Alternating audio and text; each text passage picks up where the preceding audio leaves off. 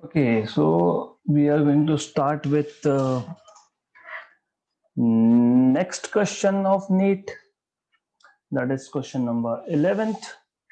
A Carnot engine having an efficiency of eta 1 by 10 as heat engine is used as a refrigerator. So Carnot engine is used as a refrigerator basically. If the work done on the system is 10 joule, so work done on the system is 10 joule and efficiency is 1 by 10, the amount of heat absorbed from the reservoir at lower temperature is. Okay, so what normally a Carnot engine is? You have a heat reservoir. You know these walls are insulating walls. So no heat can go out from here. Upper wall is top wall is diathermal. Then you have a insulating block, kind of a support, solid support. Then you have a sink.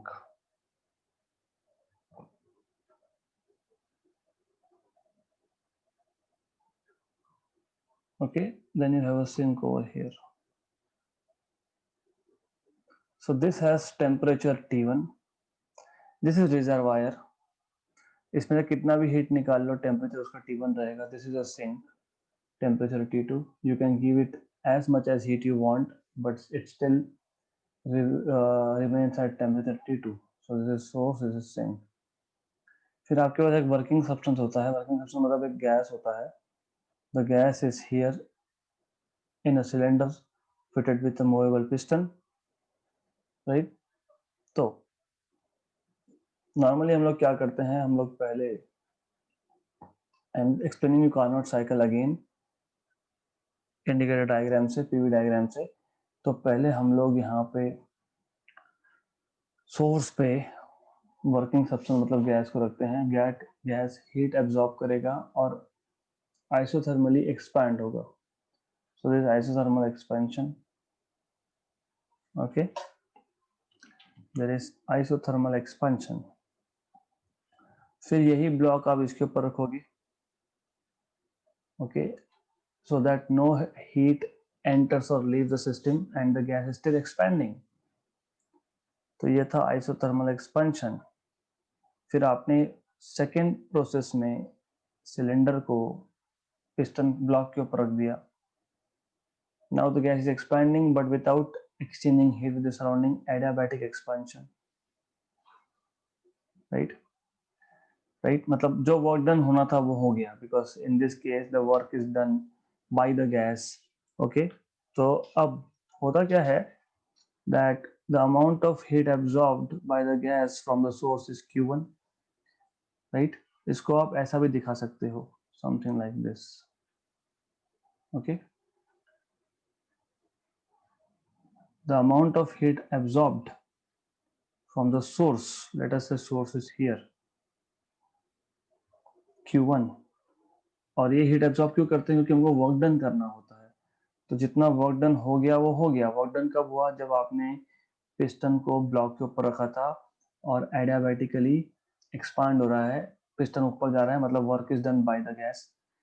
और हमको पता है कि जितना भी heat gas ने absorb किया पूरा का पूरा वर्क में कन्वर्ट नहीं हो सकता, तो remaining heat goes to sink. तो फिर आप बेसिकली सिंक पे रख दोगे इस पिस्टन सिलेंडर पिस्टन अरेंजमेंट को, राइट? तो जितना हीट उसने वापस देना है, रिजेक्ट करना है, वो रिजेक्ट कर देगा. मतलब the piston is coming down, so there is isothermal compression, right? Piston is coming down because piston has to give away heat, remaining heat. तो ये था adiabatic expansion, ये है isothermal compression. फिर आप वापस से इस ब्लॉक को यहाँ रखते हो and you compress it adiabatically, adiabatic compression. So this is Carnot cycle, right? This is how Carnot's engine works. So this basic you should know. By the way, efficiency is nothing but work done upon heat absorbed. This is what you should know. That is 1 by 10. And okay, this is what you should know basically, right?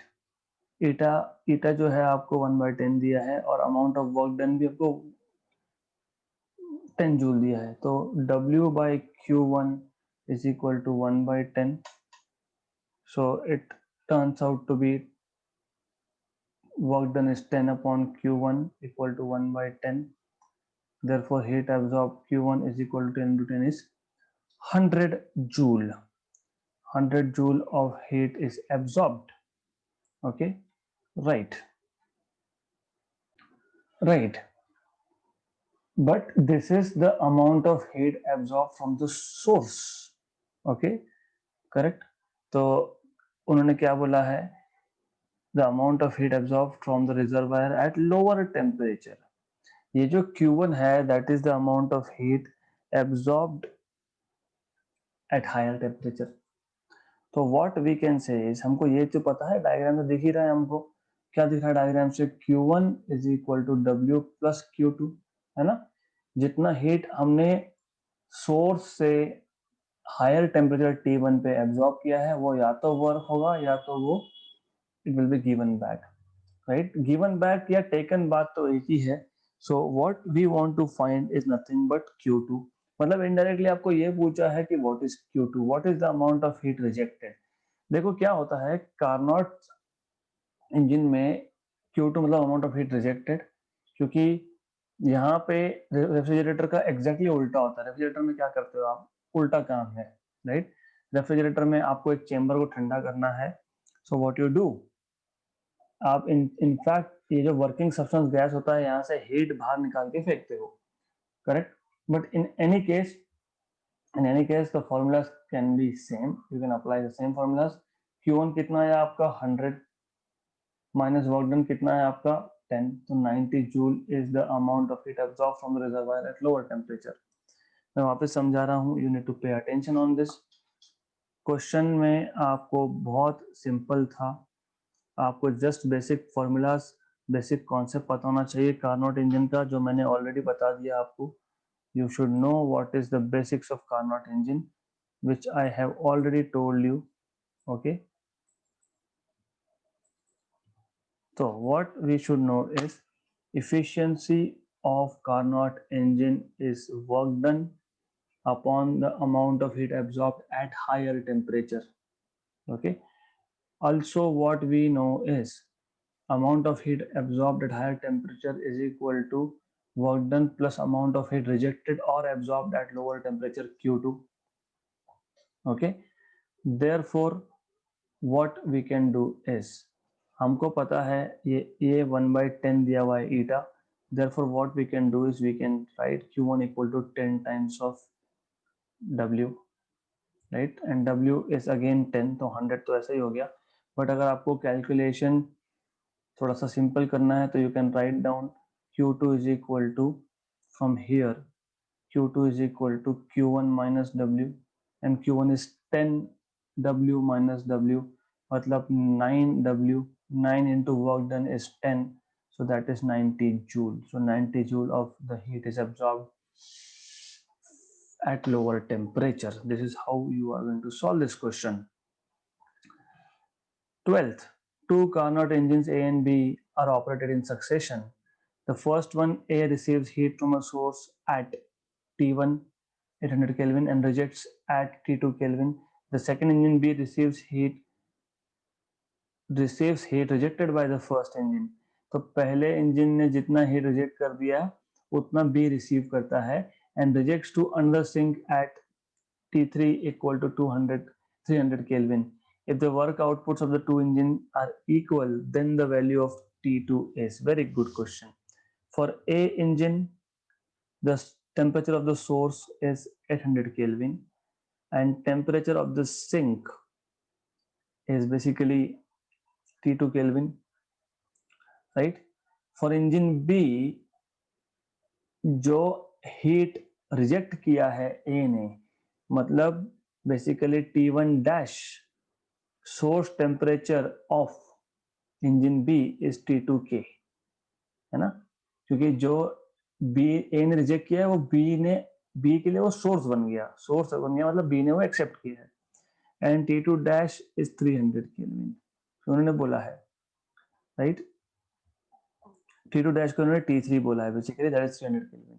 तो जो amount of heat rejected by engine B, मतलब sink of engine B has a temperature of 300 Kelvin. This is what they have told you. Also, they have told you that work outputs are equal. तो WA equal to WB ऐसा बोला है. How can we solve this question? We know eta. Eta is basically 1 minus T2 by T1 in general. ये general formula है. ये general formula है. तो मैं A इंजन के लिए eta अप्लाई कर दूंगा.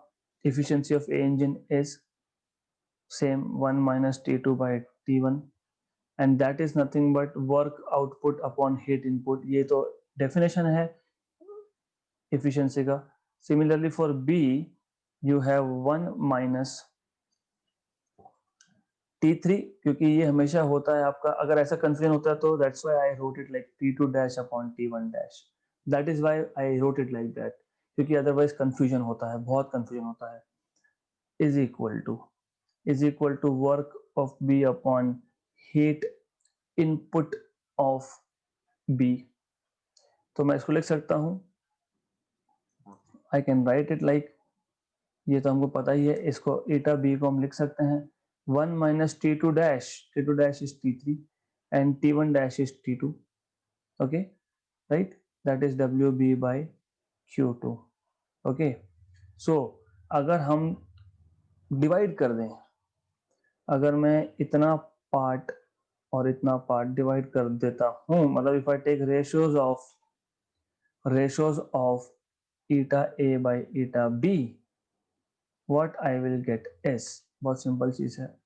I will get is 1 minus T2 by T1 upon 1 minus T3 by T2 WA by Q1 upon WB by Q2, but WA WB they are equal.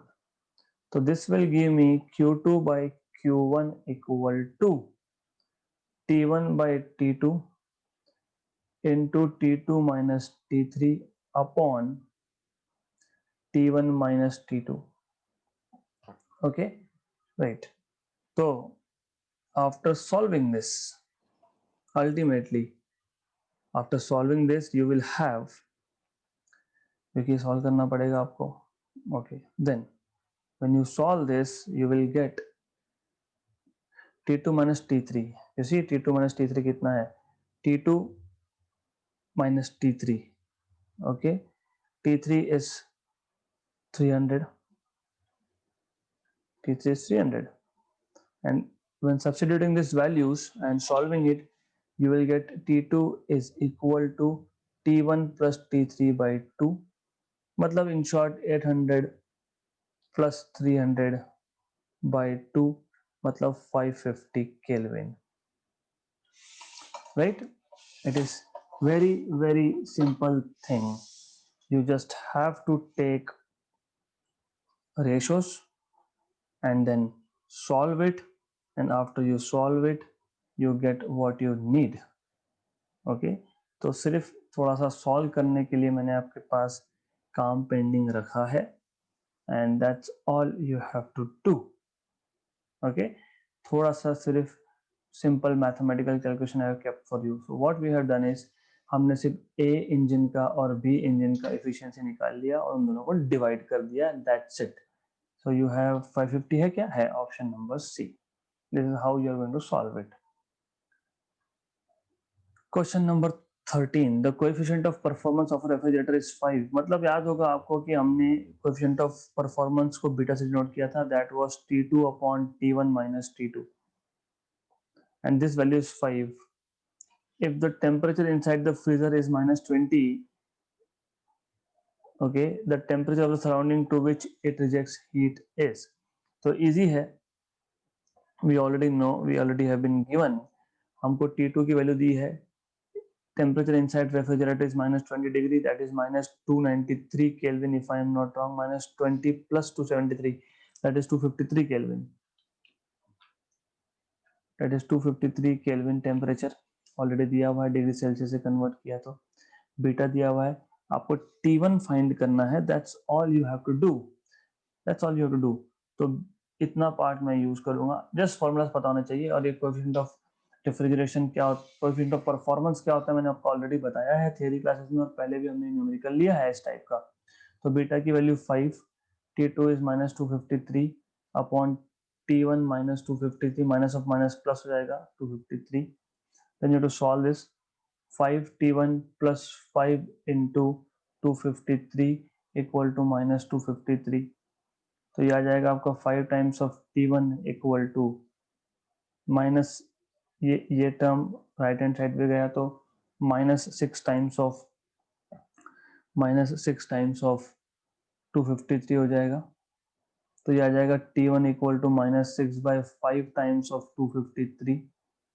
तो you have to solve this to get, you will get it around, इसको आप convert करोगे kelvin में भी convert करोगे आप, तो what is 6/5 into 253? Just a minute, let me just check.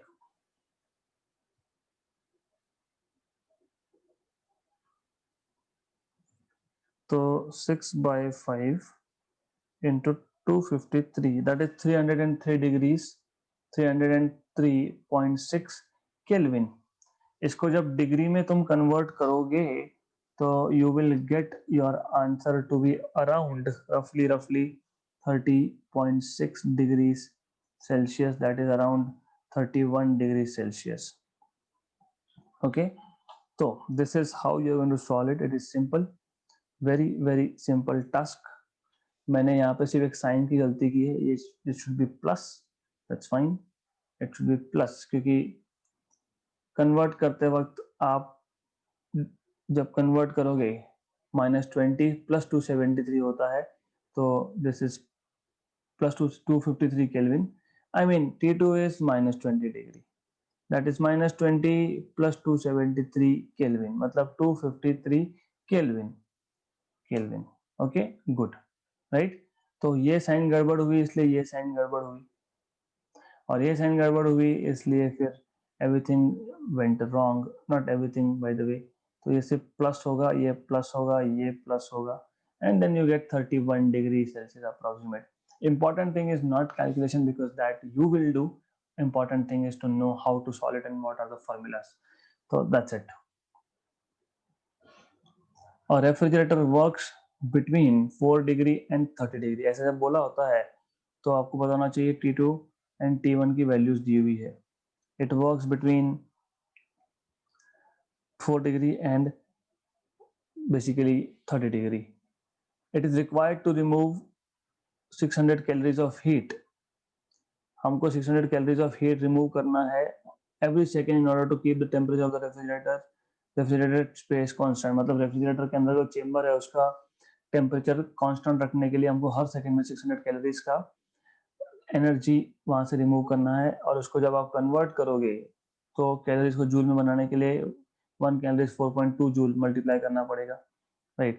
The power is, you want to find out power, but what you should know is beta, that is amount of heat removed upon work, that is T2 upon T1 minus T2, correct? This is what you should know, right? By the way, this will, you will be doing this thing, क्यों? T1 T2 किसको क्या बोलते हैं, that is your job to do. तो किसको T1 बोलते हैं, किसको T2 बोलते हैं, that is your job to do. तो आपको देखना है वो, मैं सिर्फ आपको फॉर्मूला बताने वाला हूँ यहाँ पे। तो what you will do is, हमको चाहिए power, power is work done upon time, यहाँ से तुमको मिलेगा work done, okay. So from here you will get work done basically. So work done W will be equal to T1 minus T2 by T2 into Q2. This will give you work done. Q2 हमने already convert करके रखा है, T1 और T2 को पहले तो identify करो कि क्या T1 है क्या T2 है, and then convert them into Kelvin and then solve, right? So that is what you are supposed to do. थोड़ा सा रेफ्रिजरेशन आपको देखना पड़ेगा, T1 किसको बोला था, T2 किसको बोला था, हायर टेम्परेचर T1 था या लोअर टेम्परेचर T1 था, ये आपको देखना पड़ेगा, and then you have to substitute values to find out what is work done, and then you can find out power because power is work done upon time. By doing all this calculation, you should get 236.5 watt because it is straight away very simple calculation. पर second बोला तो time की value तो 1 हो ही जाएगी, ये ध्यान रखना.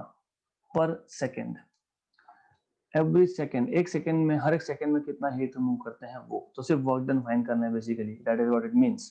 तो वर्क डन का फॉर्मूला भी मैंने बना के दे दिया. Now your task is to identify T1 T2, convert to kelvin and solve.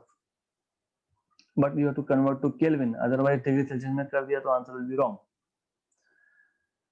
15th question, the temperature inside a refrigerator is T2 degree celsius. तो अभी आइडेंटिफाई हो गया यहीं से. T2 किसको बोलोगे? इनसाइड रेफ्रिजरेटर को बोलोगे. The room temperature is T1 degree Celsius. The amount of heat delivered to the room for each joule of electrical energy consumed ideally will be. अच्छा क्वेश्चन है.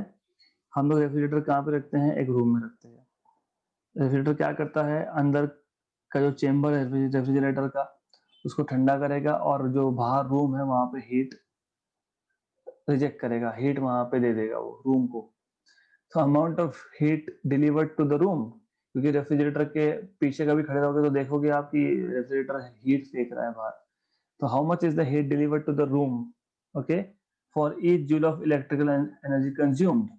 मतलब हर एक जूल ऑफ एनर्जी कंजम्पशन के लिए, क्योंकि यू नो रेफ्रिजरेटर एक जगह से हीट कंज्यूम करेगा, फिर देन दूसरी जगह पे हीट रिजेक्ट करेगा. You should know what is a refrigerator.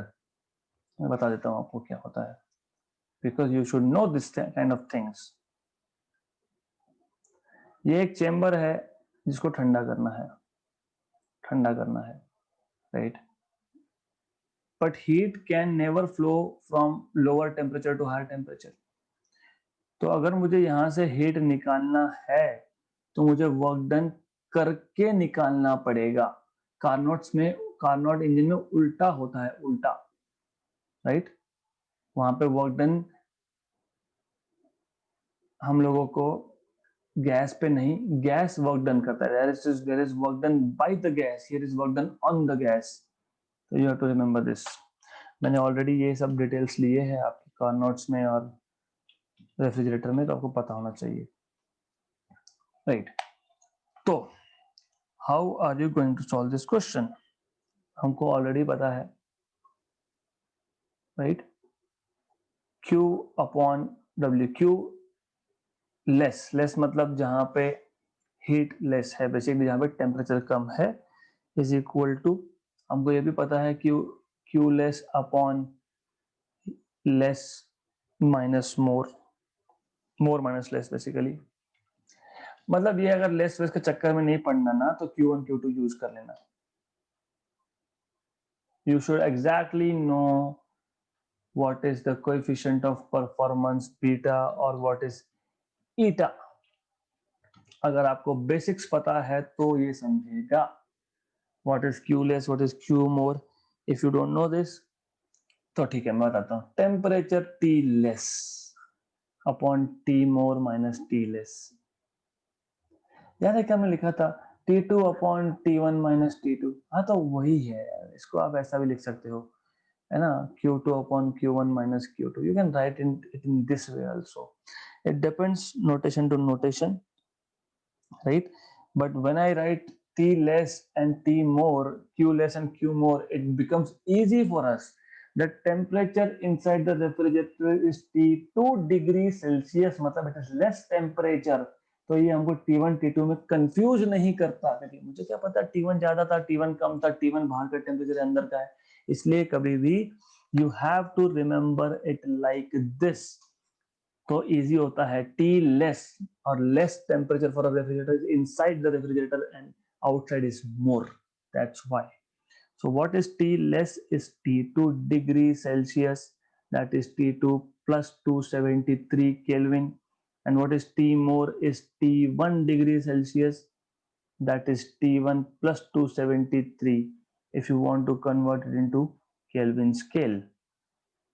Okay, then you have to just substitute this and you will find out what is required, because उन्होंने बोला ही वो है.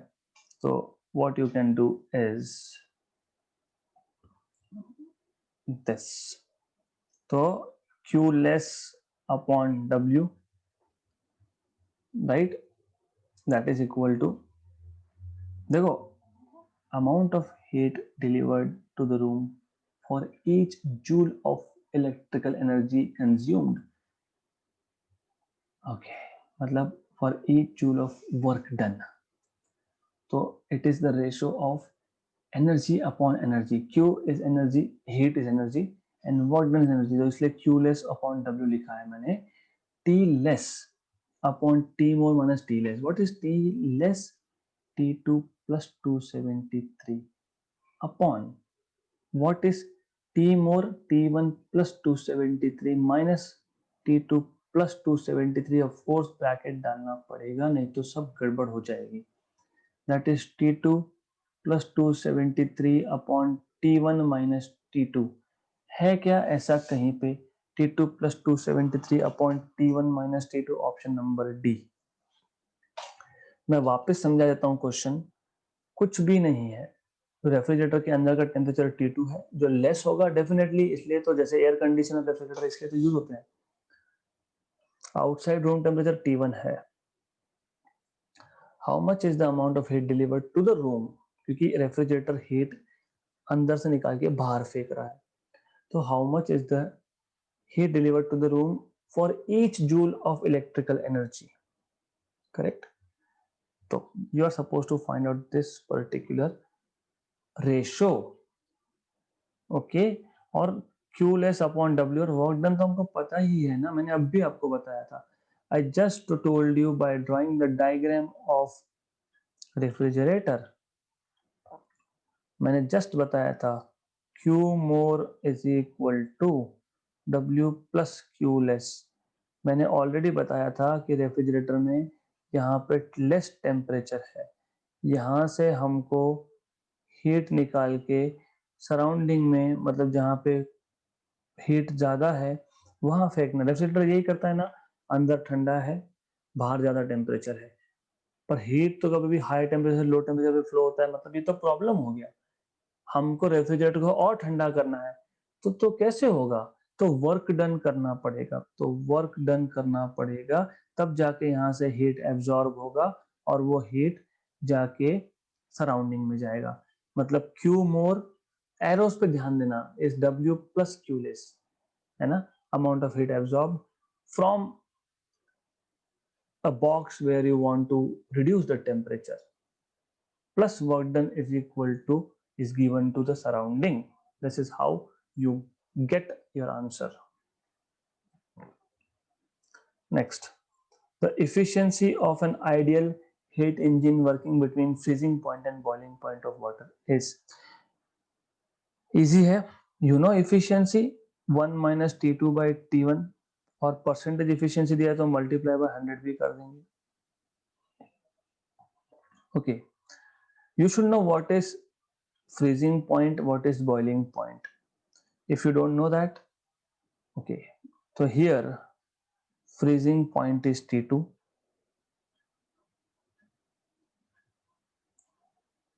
and boiling point is T1. ये refrigerator नहीं है, ये है heat engine. Lower temperature is T2, higher temperature is T1. आपको पता है freezing point of water is 0 degree celsius, that is 273 kelvin. Boiling point is 100 degree celsius, that is 373 kelvin. Okay, right.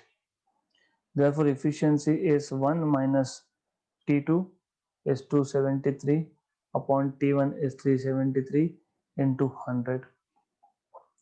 इसको solve करना है. That's it. So 273 by 373, 1 minus this turns out to be around 0.268 into 100. So 26.8 percentage was nothing here. Extremely simple था, extremely simple question था. In which of the following processes heat is neither absorbed nor released by the system? Adiabatic. Heat can neither enter nor leave the system. 2019 last year का NEET का question था, देखो कितना easy है, simple, because in adiabatic system heat can not enter or leave the system. Which of the following is not a thermodynamic coordinate? PVTR. Which of the following is not a thermodynamic coordinate? R, because R is constant. It is not a thermodynamic variable. P, pressure is a variable. T is a variable. V is a variable. That is thermodynamic coordinate. Coordinate matlab variable. R is a universal gas constant. So air in a cylinder is suddenly compressed. Suddenly matlab adiabatic hoga by a piston, which is then maintained at the same position. With the passage of time, the pressure क्या है कि हमारे पास एक piston है, हमने suddenly compress कर दिया. Sudden compress से क्या होगा, टेम्परेचर सिस्टम का बहुत बढ़ जाएगा. याद रखना एडियाबैटिक में सिस्टम से heat can not leave or enter. Sudden compression है, ठीक है. सडन कंप्रेशन या फिर when the heat can not leave or enter system is adiabatic. Suddenly compress कर दिया मतलब टेम्परेचर बहुत ज्यादा बढ़ जाएगा गैस का, राइट. ओके, अब मैंने बोला adiabatic, there are adiabatic you can define in two types. One, you can say heat can neither leave or enter system. Second, you say that the sudden process, यहाँ पे चलो adiabatic छोड़ दो, sudden process है, भूल जाओ adiabatic. sudden process क्या करता है, मैंने all of a sudden एक गैस को कंप्रेस कर दिया, तो गैस के पास इनिशियली इतना टाइम ही नहीं था कि वो सिस्टम के साथ एनर्जी एक्सचेंज करे और टेम्परेचर को कांस्टेंट रखे, मतलब वो आइसोथर्मल प्रोसेस हो, ये पॉसिबल ही नहीं था. सडन कंप्रेशन से क्या हुआ, टेम्परेचर बढ़ गया, बहुत हाई वैल्यू हो गई. ओके, अब जब टेम्परेचर बढ़ गया, हाई वैल्यू हो गई, तो बाद में क्या होगा कि सिस्टम से सराउंडिंग पे टेम्परेचर एक्सचेंज होगा. So the heat will flow from the system to the surrounding, right. दस जब हीट गैस से सराउंडिंग को जा रहा है मतलब टेम्परेचर कम हो रहा है बाद में, है ना. इनिशियली तो टेम्परेचर बढ़ गया, लेकिन बाद में टेम्परेचर कम होगा क्योंकि सिस्टम सराउंडिंग को हीट देने लगेगा. What we know is pressure is proportional to temperature at constant volume. क्योंकि उन्होंने बोला है कि पिस्टन को बाद में आपने सेम पोजीशन पे मेंटेन किया, मतलब ऐसा था सिनेरियो कि पहले पिस्टन यहाँ पे कहीं था ऊपर, इनिशियल पोजीशन, आपने सडनली उसको कंप्रेस करके फाइनल पे लाया और वहां पे फिक्स कर दिया पिस्टन को, मतलब volume is not changing but the temperature has increased because of sudden compression. So now the gas will give away heat to the surrounding via the walls of the container. That means now temperature will decrease, and temperature will decrease means pressure will decrease, because you know pressure is proportional to temperature at constant volume. Option number A. Theoretical and extremely simple question. When you make ice cubes, the entropy of water, this is not in the scope of your syllabus now, entropy. चलो ठीक है, फिर भी ले लेते हैं. Entropy is randomness. Okay, so the entropy of water decreases. This is purely theoretical, so we can't do much here. So when you make ice cube, the entropy is basically randomness. देखो gas में molecules are more random, है ना, यहाँ वहाँ कहीं भी जा रहे हैं. लिक्विड में randomness कम हो जाता है. So when you talk about water vapors, the molecules of the water vapor are free to move wherever they want, random. But in liquid, then they have some kind of particular direction of motion, right? मतलब randomness कम हो रहा है, मतलब entropy कम हो रहा है. जब आप आइस बना दोगे वाटर से, तो वो तो फिर फिक्स हो गया ना, सॉलिड जैसा. है ना?